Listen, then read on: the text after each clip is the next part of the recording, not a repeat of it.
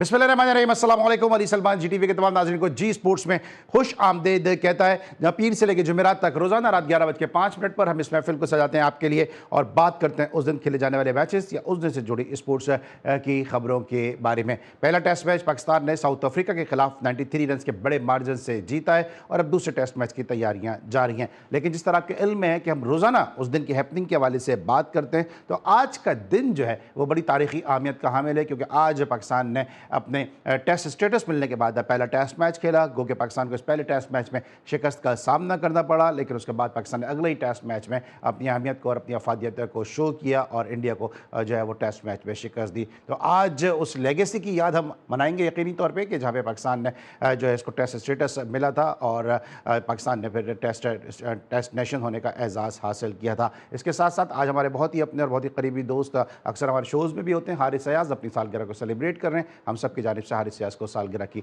बहुत बहुत मुबारकबाद। प्रोग्राम में और भी बहुत कुछ है, लेकिन सबसे पहले प्रोग्राम का फॉर्मेट आज की टॉप स्टोरीज।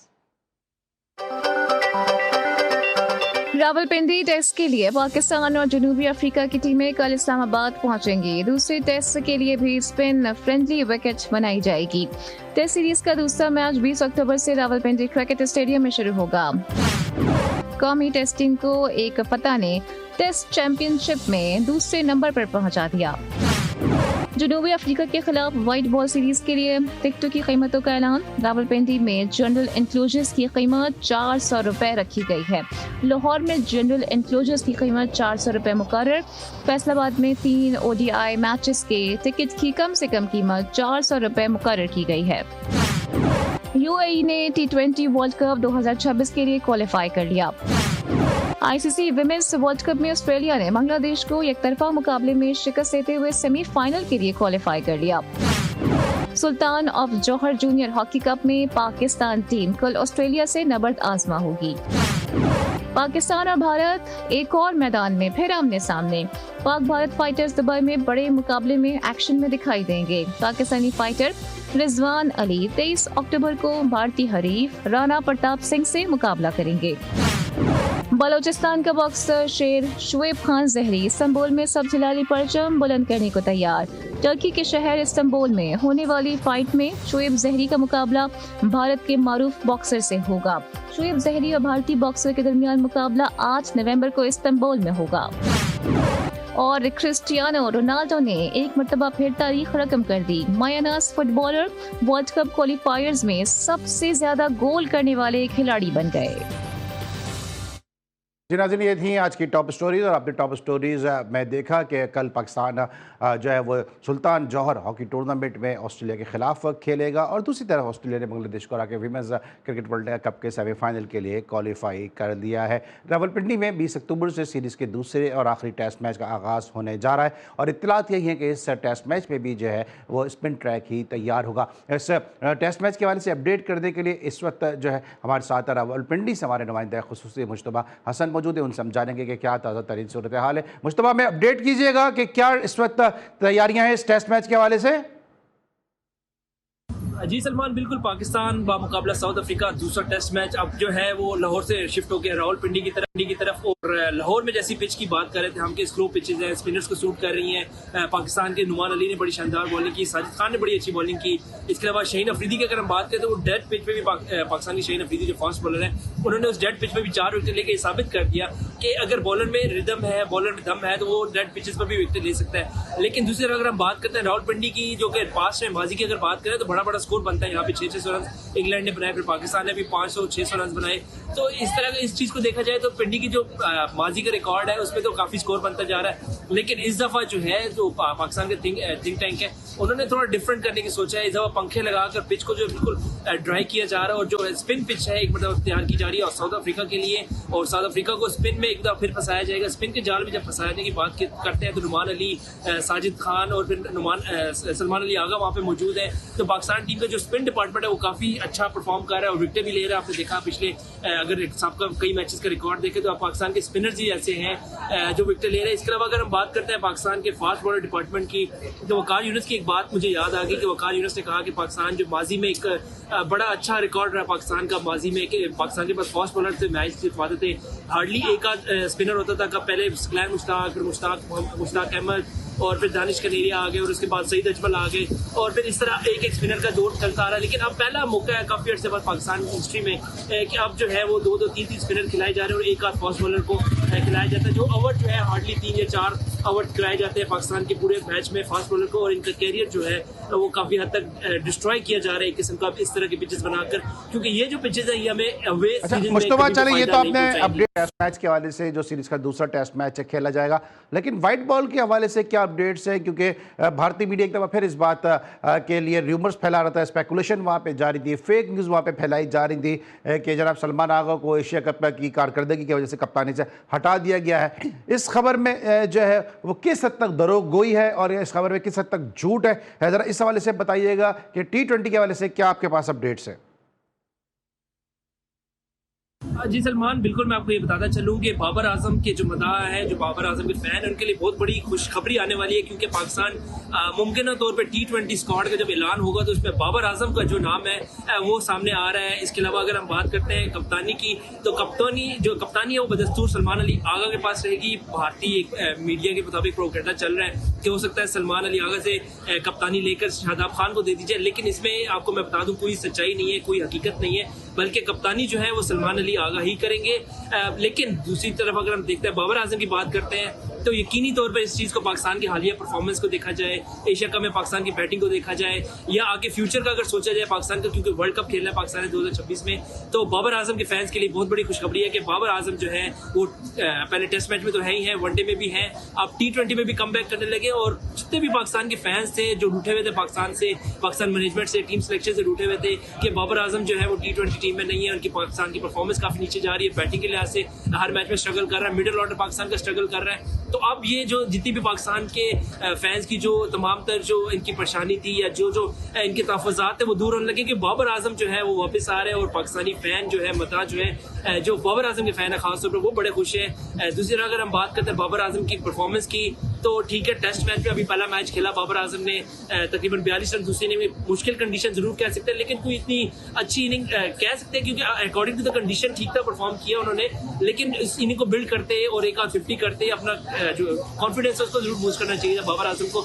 लेकिन अभी दूसरा मैच पिंडी में है, देखते हैं उसमें क्या परफॉर्मेंस आती है, और फिर आगे T20 सीरीज है साउथ अफ्रीका के साथ, पहला मैच रावलपिंडी में ही होगा, तो उसमें देखने के बाबर आजम की कारकर्दगी कैसी है पहले टेस्ट मैच में देखा जाएगा। उसके बाद जब टीम अनाउंस होगी तो उम्मीद यही है की जा रही है फैंस के लिए बड़ी खुशखबरी आने वाली है, क्योंकि बाबर आजम होंगे T20 में। मुस्तफा, आपने अपडेट किया बाबर आजम की वापसी के हवाले से, और बाबर आजम की T20 में वापसी हो रही है, मुस्तफा का ये कहना था। और फैंस जो आपने देखा भी था कि किस तरह एक फ़ैन जो था वो फैंस फैलांगने के बाद जो है वो ड्रेसिंग रूम में जाने की उसने कोशिश की थी, क्योंकि बाबर आजम की फ़ैन फॉलोइंग इसमें कोई दो राय नहीं है कि इस वक्त पाकिस्तान में बहुत ज़्यादा है, और फैंस की ख्वाहिश ये थी कि वो पाकिस्तान के T20 स्क्वाड का हिस्सा बने। लेकिन अब बाबर आजम पे भी ये फ़र्ज़ है कि अगर वो T20 स्क्वाड का हिस्सा बनते हैं तो फिर उनको अपने जो स्ट्राइक रेट है इस पर बहुत ज़्यादा तनकीद की जाती है, उसमें उनको जो है वो बेहतरी लाने की ज़रूरत है। ब्रेक लेंगे, वापस आएंगे एक और ज़बरदस्त गेस्ट के साथ, आपको खुशामदीद कहेंगे। मिलते हैं छोटे से ब्रेक के बाद।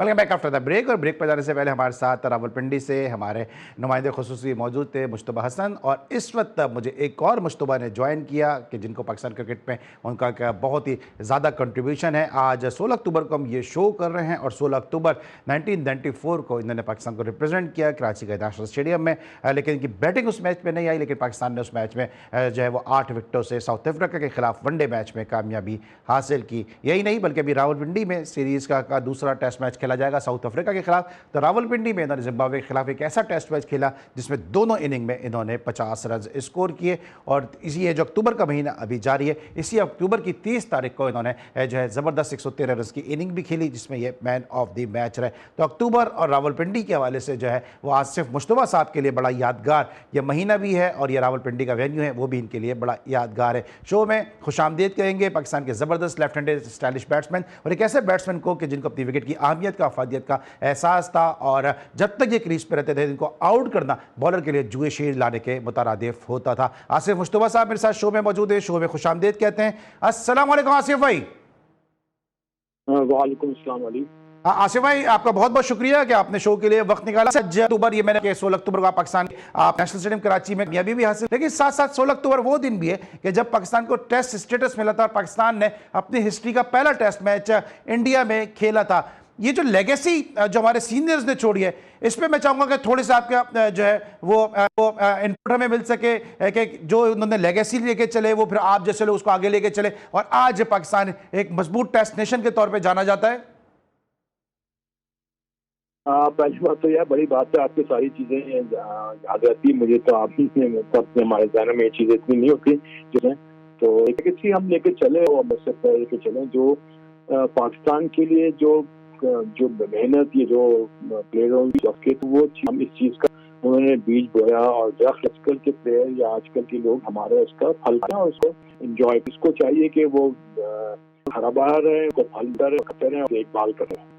लेकिन आपको नहीं के लिए फल थोड़ा सा कड़वा होता जा रहा है क्योंकि अपनी परफॉर्मेंस में कंसिस्टेंसी नहीं है कि आप एक ऐसे एरा में क्रिकेट खेले 90 का एरा जिसको लोग जीत का निशाना जरूर बनाते हैं और 90s के हवाले से बहुत ज्यादा, लेकिन पाकिस्तान क्रिकेट में सबसे equally good spinner, equally fast bowler, equally good batsman और equally good wicket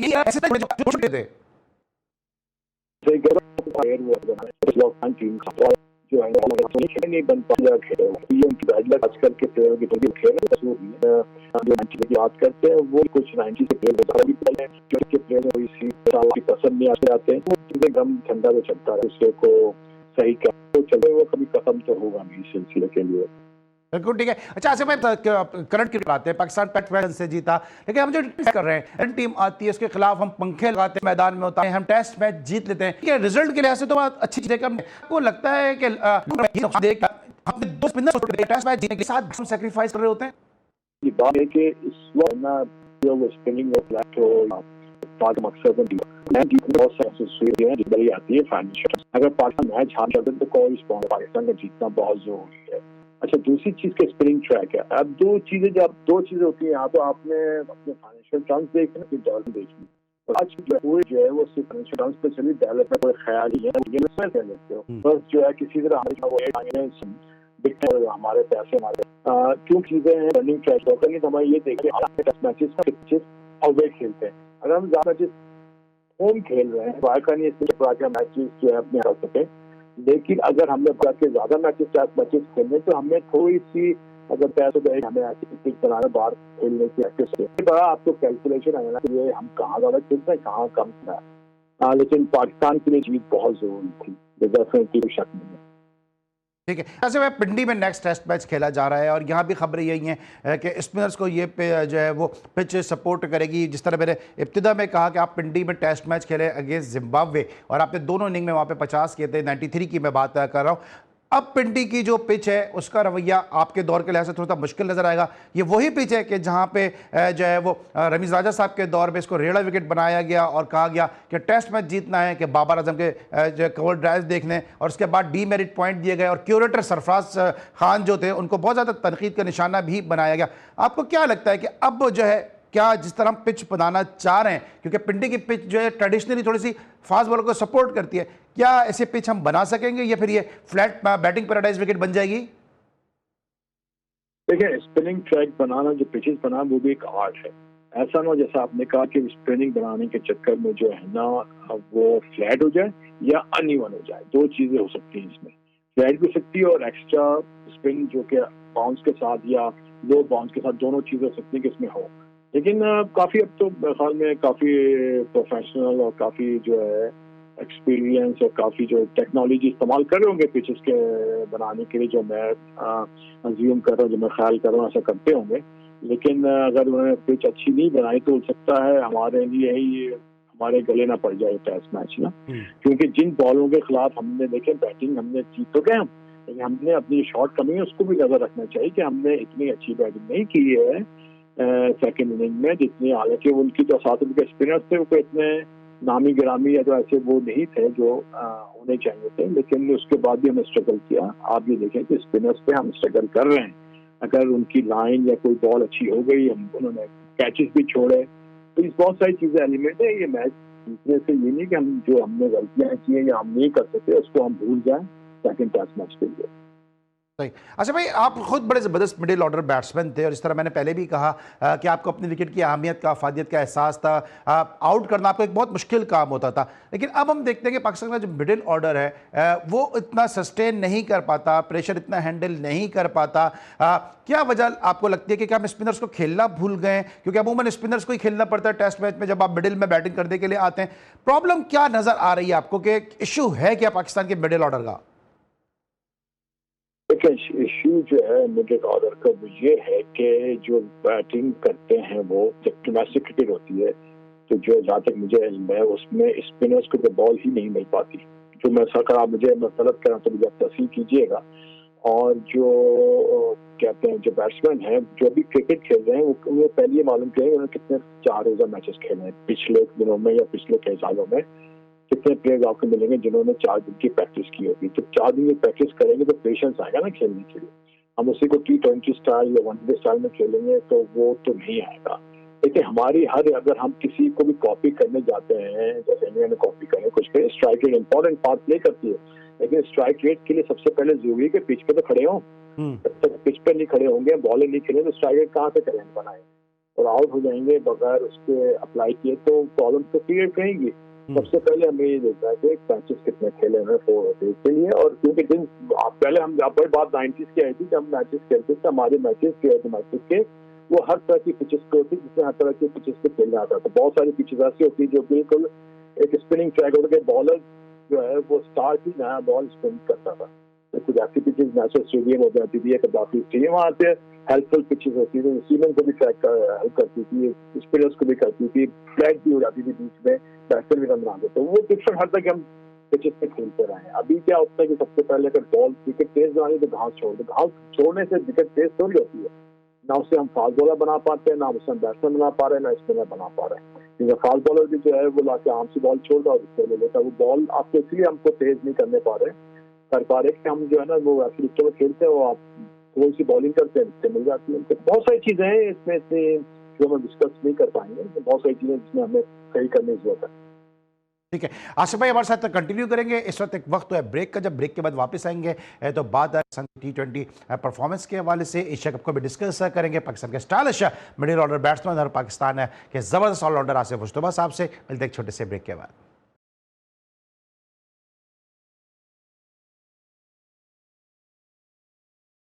welcome back after the break. और ब्रेक पर जाने से पहले हमारे साथ आसिफ मुश्तबा साहब मौजूद थे और हम उनसे बात करते हैं पाकिस्तान टीम की परफॉर्मेंस के हवाले से।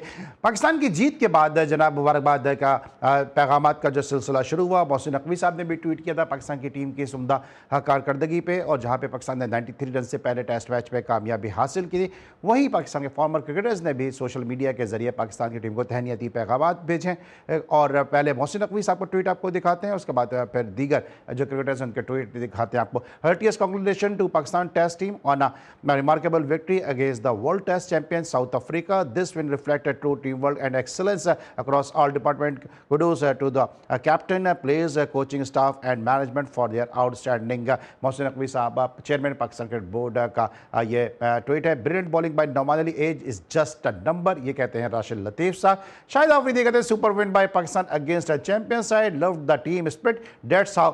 जो आगे जो है वो मैसेज भी अपना पूरा किया। और मोहम्मद हफीज़ हैं कि जो इनका मैसेज और ये राशिद लतीफ़ का ट्वीट आपके सामने एक दफ़ा फिर आपके सामने स्क्रीन पर है।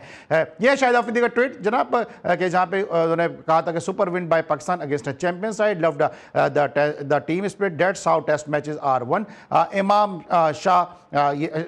शान Agha and Rizwan batted well to lay the foundation and then bowler did the rest to see a memorable win. Noman Ali was outstanding against the win again with another 10 wicket. ये कहना था जनाब शाहिद खान आफरीदी साहब का। तो एक अच्छा जेस्चर है जनाब के पाकिस्तान के फॉर्मर क्रिकेटर्स अपनी टीम को सपोर्ट कर रहे हैं, बैकअप कर रहे हैं। आसिफ मुश्तबा साहब हमारे साथ टेलीफोन लाइन पर मौजूद हैं। आसिफ भाई हमने ट्वीट्स दिखाए हैं कुछ के जहाँ पे जो है वो प्लेयर्स टीम को सपोर्ट कर रहे हैं, मोहसिन नकवी साहब भी सपोर्ट कर रहे हैं। माजी में तो ये सिलसिला नहीं होता था कि आप एक टेस्ट मैच जीते और चेयरमैन क्रिकेट बोर्ड जो है वो इस तरह जो है वो मुबारकबाद के पैगाम आता, क्योंकि आपके दौर में जो टीवी और अखबार ही होते थे, इस तरह अखबार और टीवी में देना शुरू कर दें। आपको लगता है थोड़ी जल्दी कर देते हमारे चेयरमैन साहब?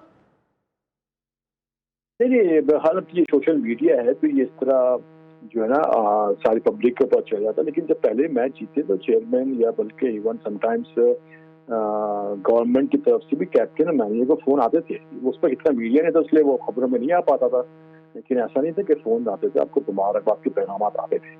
इसमें कोई नई चीज नहीं है, ये बस एक खबरों में ज्यादा है, सोशल में तो ये कर रहे हैं तो अच्छी बात। मैंने समझा कि ऐसी कोई खास बुरी बात है कि भैया या कोई नहीं है कि चेयरमैन या कोई भी है वो मुबारकबाद दे रहा है टीम को।